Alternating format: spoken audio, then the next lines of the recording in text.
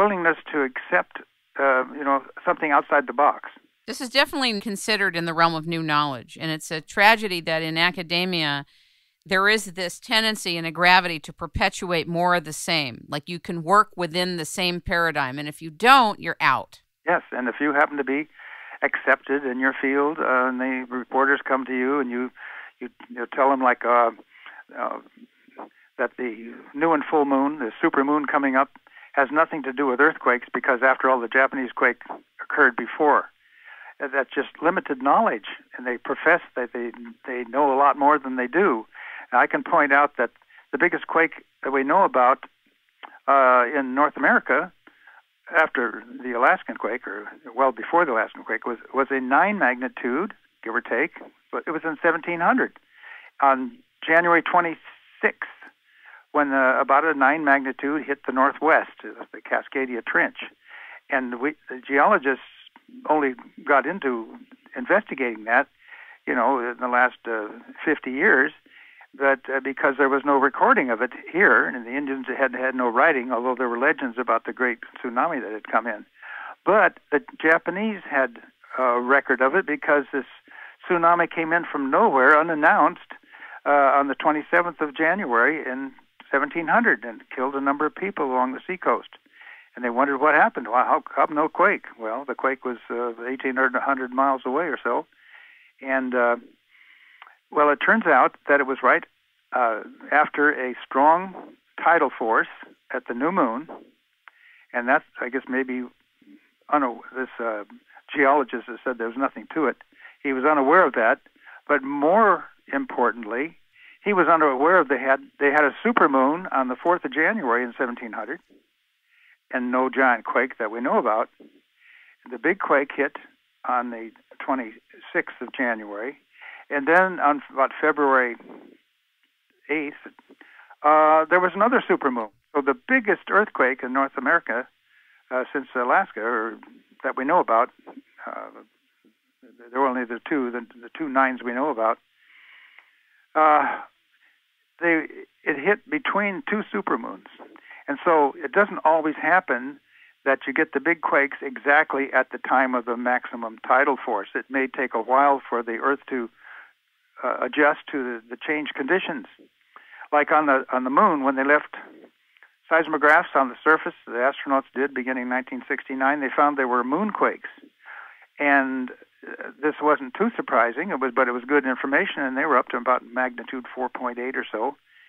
And so my colleagues, when I said, I think the moon was triggering earthquakes, come on, Jim, and the moon is so much smaller than the Earth. I mean, it's not too surprising that the Earth could, in its gravity, could trigger moonquakes. Well, it turns out most of the moonquakes occur within a day of perigee, once every 27 and a half days that the Earth and Moon are closest. So the Earth's gravity does trigger moonquakes, and science accepts that. But when I turned it around and said, well, then why can't the Moon trigger earthquakes?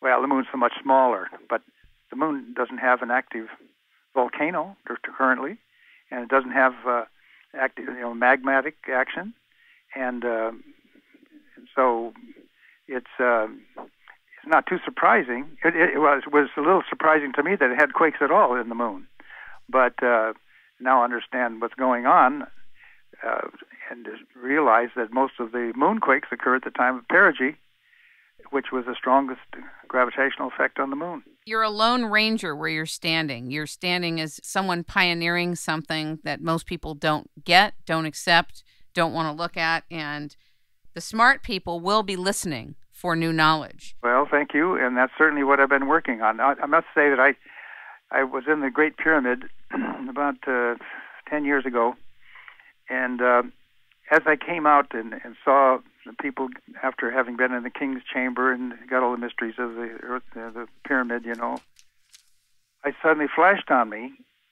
like, what is the meaning of life? And I just suddenly realized that we are here to seek our purpose and strive to achieve it. Anything less is a waste of existence. And that's been a phrase, it just dawned on me, it just swept over me. And it made such sense that I've really, my life has been kind of revolving around it. and I could easily just shrug off the critics that don't often know what they're talking about. I know that you had made a very serious prediction for the months of March and April. You also said for October of 2010, but for 2011, for the month of March and April, and you're suggesting that we are entering a very, very concerning window between March 19th and the 26th. Can you talk about that? And this is since the most disturbing period that I've had in my experience since the window of October 14th to 21st of 1989. Then it was reported by the record number of missing pet ads. Instead of 5 or 6 missing cat ads in the Mercury News, there were 27. And instead of 20 missing dog ads or so, there were 58. And so then I put that together with the geyser slowing down, it's our normal eruption cycle, and the Gilroy Hot Springs cooling down and slowing down as it had done before 1906 and 1952 and 1979. You have to pay attention to history, or your history. Talk about this window. What's happening during this window? I'm not so much concerned at this point about the Bay Area, but in Southern California in the Northwest. Now, we know about the massive fish kill down there at Redondo Beach. Yes. You know, there was 1 million fish swept in, and we're told that it was from predators attacked them, and that's so ridiculous. And then we just had that in December, we had the oarfish, the earthquake predictor, sweep up at Malibu, and we had this great sighting of whales off San Diego, the unprecedented number of giant whales in one little pod, because sperm whales are getting quite rare. They're endangered. But there they were all together and delighting the people that had never seen such a thing. And then down in, I think I'm getting so many calls about these kinds of things, I'm not sure if I've told you all about it, but anyway, off Acapulco, the massive small fish came into shore, and people were netting them and scooping them up, and these did not die that I know about, but they were just, the water was black with them. And so we know that oarfish were seen off Japan last year, and they reported, if you go to Google and plug in oarfish, you will see about all these harbingers of large earthquakes they were expected and they were concerned about.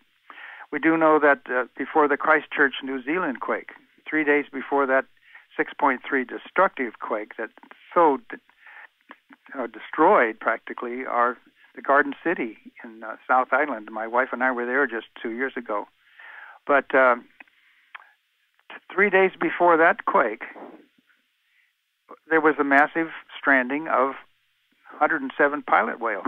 They all died in South New Zealand. When they die, why are they dying? Because they can't... They get totally confused. Okay. Their whole directional signals are gone. And normally that's how they go from that. You know, the whales migrate down to Baja California and have the births for the babies and nice warm waters and a lot of food. And then they head up back towards the Arctic Ocean, and they move mostly along north-south lines. And the lines get disturbed before quakes, just like compasses get disturbed in the Earth's magnetic field. You get aberrations in the northern lights and South Pole, southern lights, same sort of thing.